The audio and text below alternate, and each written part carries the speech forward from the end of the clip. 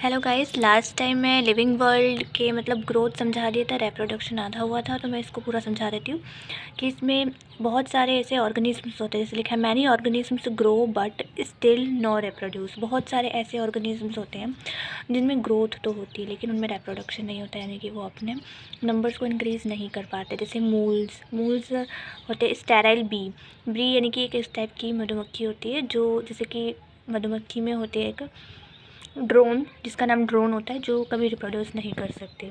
ठीक है, infertile human couples, और साथ में मूल्स यानी कि जो खच्चर वगैरह रहते हैं वो, तो ये सब कभी रिप्रोड्यूस नहीं कर सकते।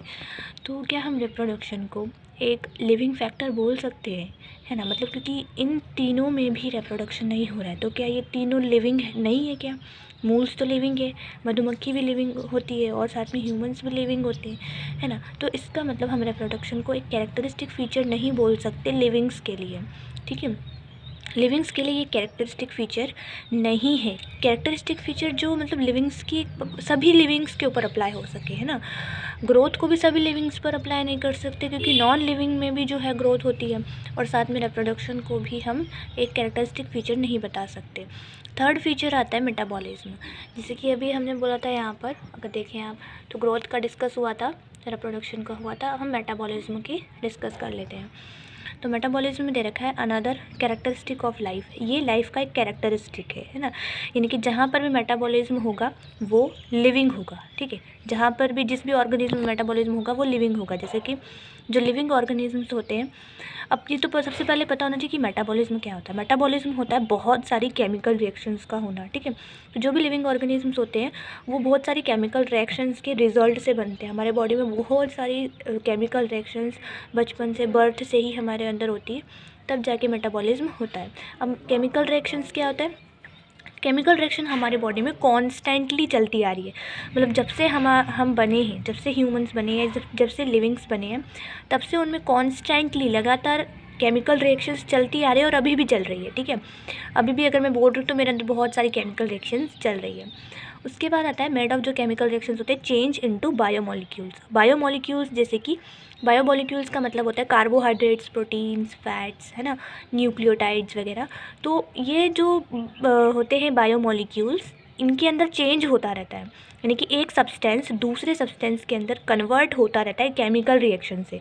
तो मेटाबॉलिज्म का यही मतलब होता है, बहुत सारी केमिकल रिएक्शंस जो जिसमें एक सब्सटेंस दूसरे सब्सटेंस में लगातार कन्वर्ट होता रहता है।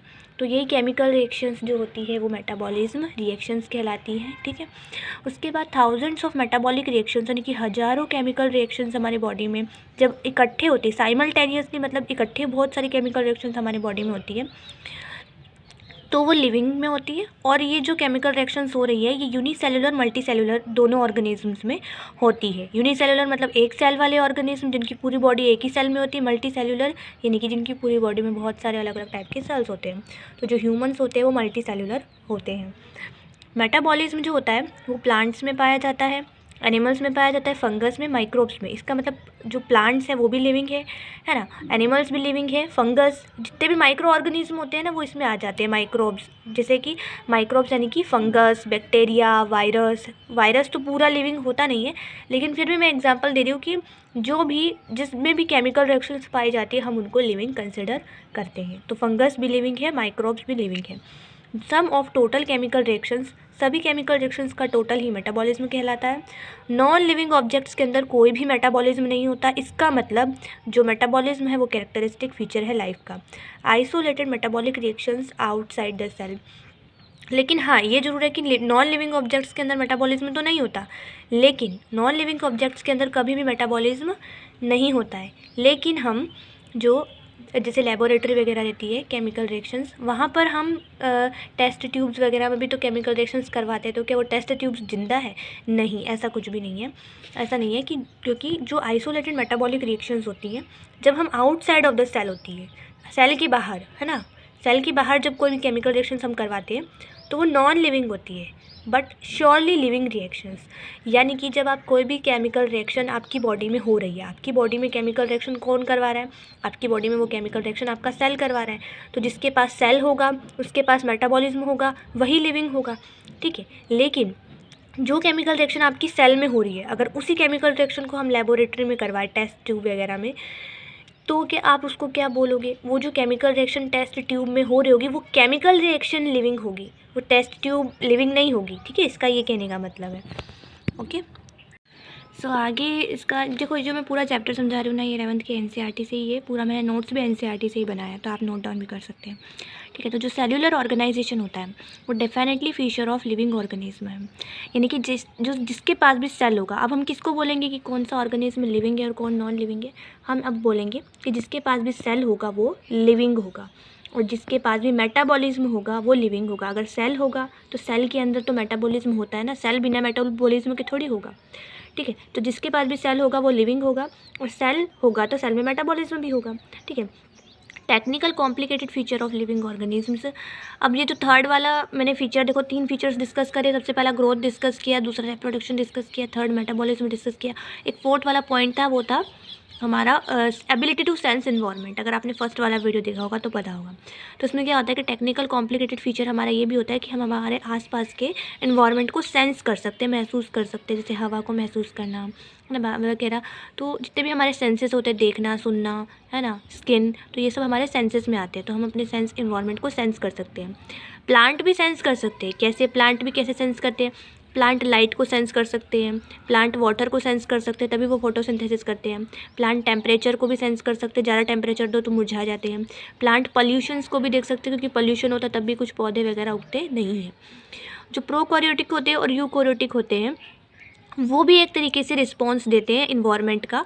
कैसे? वो भी सेंस कर सकते हैं, क्योंकि वो भी तो लिविंग है। प्रोकैरियोटिक्स यानी कि जो बहुत पुराने ज़माने में लिविंग ऑर्गेनिजम्स हुआ करते थे, वो प्रोकैरियोट्स होते हैं। और यूकैरियोट्स जो आज की बहुत ही कॉम्प्लिकेटेड लिविंग्स हैं, वो यूकैरियोट्स हैं। तो वो भी हमारे जो इन्वायरमेंट होते हैं उनको भी छोटे मोटे रिस्पॉन्सेस देते हैं। ठीक है, अब photo period affects reproduction in seasonal breedings.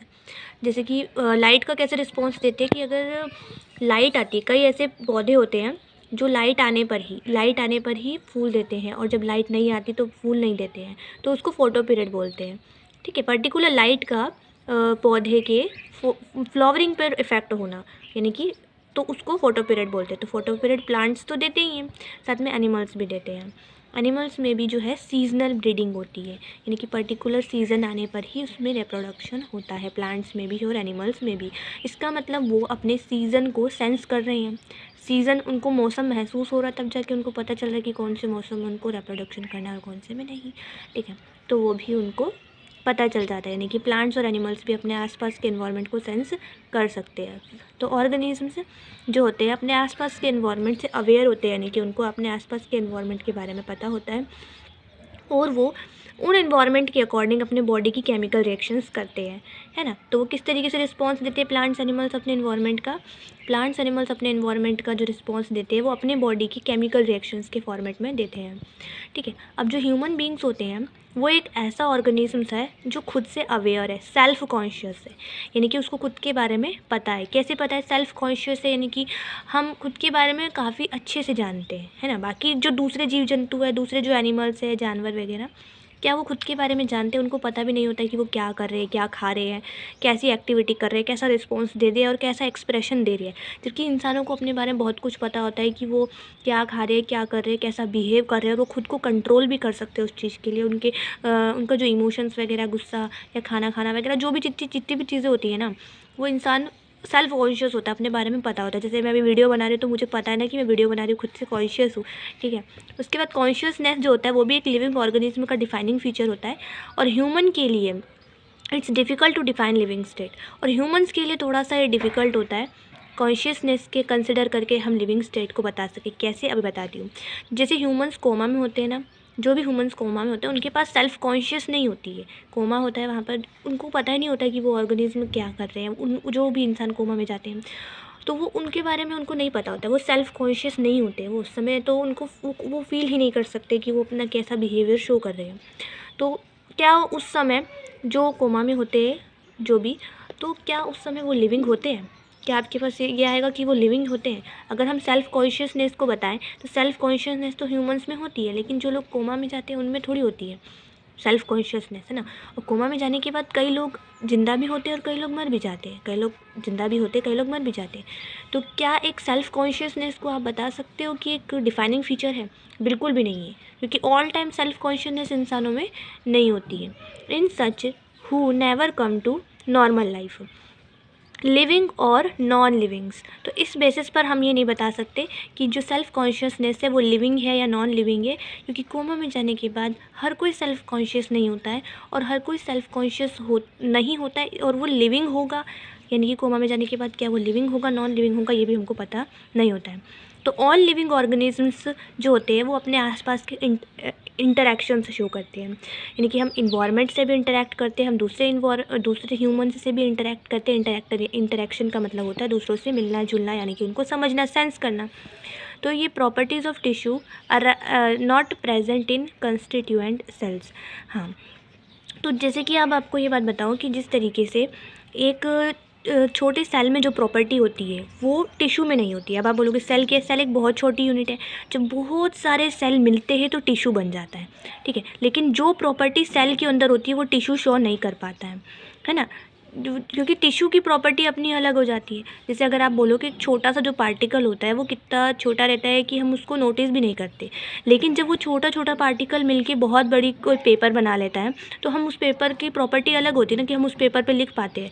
लेकिन हाँ, क्या हम उस छोटे से पार्टिकल पे लिख पाते हैं? बिल्कुल भी नहीं। तो इस प्रकार से जो चीज़ जिस चीज़ से बनी होती है वो वैसी प्रॉपर्टी शो नहीं करती, दोनों की प्रॉपर्टीज़ अलग होती है। क्योंकि वो यहाँ पर क्या हुआ, ऐसा क्यों हुआ कि उसकी प्रॉपर्टीज़ दोनों की अलग है, सेल की प्रॉपर्टी अलग है, टिश्यू की अलग है?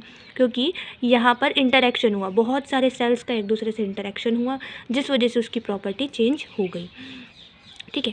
अब properties of cellular organisms arises not present in constitute organelles. इस प्रकार जो है, जो सेल होते हैं, सेल की प्रॉपर्टी ऑर्गन्स से मैच नहीं करती है। हमारे जो सेल होते हैं, है ना, सेल से मिलकर टिश्यू बनता है, टिश्यू से हमारा ऑर्गन बनता है, ऑर्गन यानी कि ब्रेन वगैरह, है ना, हाथ पैर वगैरह सारे जो ऑर्गन्स होते हैं, लिवर, है ना। तो जो सेल होते हैं उसकी प्रॉपर्टी ऑर्गन्स में भी नहीं आ पाती है, क्योंकि यहाँ पर एक बहुत ही ज़्यादा मॉलिक्यूलर लेवल पर इंटरेक्शन हुआ है। इंटरेक्शन यानी कि बहुत सारे सेल्स मिले जिससे रिस्पॉन्स चेंज हुआ, फिर टिश्यू में जो प्रॉपर्टी होगी वो ऑर्गन में नहीं हो पाती है, ठीक है। तो बाकी इंटरेक्शंस का भी बाकी है, वो मैं नेक्स्ट वीडियो में डिस्कस करूँगी। Thank you so much.